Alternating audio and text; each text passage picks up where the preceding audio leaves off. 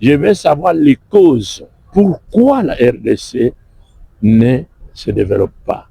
Moi, mon travail, je suis démocratologue, c'est-à-dire que je fais des sciences de la démocratie et puis j'ai un master sur ça. Chaque pays qui se développe commence d'abord par se choisir un système politique. Et ce système politique produit la Constitution. Et la Constitution, maintenant, gère le pays. Mais nous, on n'a jamais choisi un système politique. On a hérité plutôt la démocratie.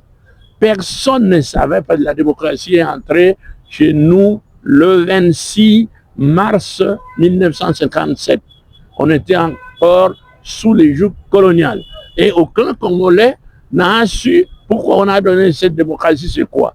À l'indépendance, vague, ils sont entrés dedans, ils ont commencé à faire des élections.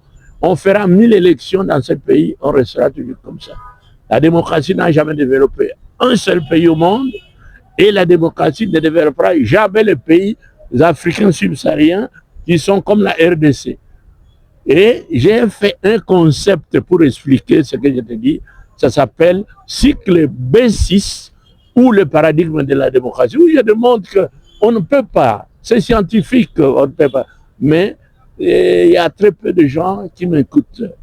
On parle de la conférence parce qu'on doit faire des chenilles, c'est vrai, pour avoir des protéines, tout c'est ce qu'on a dit à la conférence, là, que nous sommes en dehors de la plaque, les autres travaillent. Mais c'est quoi la cause? C'est l'État qui doit organiser, c'est le pouvoir central. Et le pouvoir central ne s'est jamais organisé. La démocratie, tout le monde dit démocratie, démocratie, même vous. Et si vous savez, dedans, qu'est-ce qu'il y a?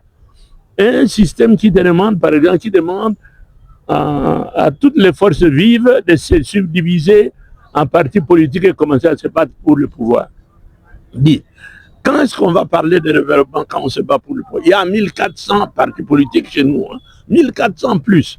Et ces partis-là pensent au développement du pays? Non, au développement de partis politiques. Quand ils ont le pouvoir, ils se distribuent des postes au pouvoir, des ministères, chaque parti prend un poste ou deux. Bon, les entreprises, chaque parti prend, puis on met les gens. Et les gens qu'on a envoyés là-bas, tu crois qu'ils vont penser au développement de la nation? Et ils pensent au développement de leur parti politique.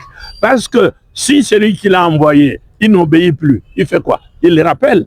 C'est pas ça. Alors ils vont obéir à la nation. Pourquoi? Bon, il y a beaucoup. J'ai même écrit sur ça, mais personne ne lit.